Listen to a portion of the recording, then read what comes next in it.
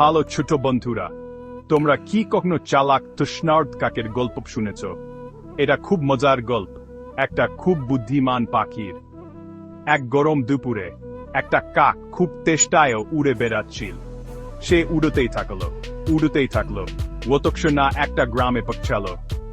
কিন্তু অতি খুঁজল, কোথাও পানি পেল না। বেচারা কাক, তাই না? অবশেষে একটা বাগানে সে একটা লম্বা কলসি দেখতে পেল। একে বলে কলসি।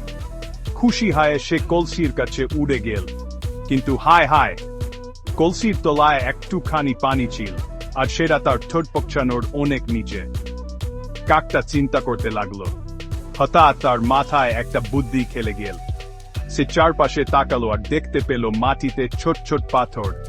সে একটা একটা করে পাথর ঠোঁটে তুলে কলসির মধ্যে ফেলতে লাগলো। কি হলো বলো তো? পাথর ফেলতে ফেলতে কলসিতে পানির উচ্চতা বাড়তে লাগলো। কাকটা পাথর ফেলতেই থাকলো, আর কিছুক্ষণের মধ্যেই পানি তার ঠোঁটের কাছে উঠে এলো।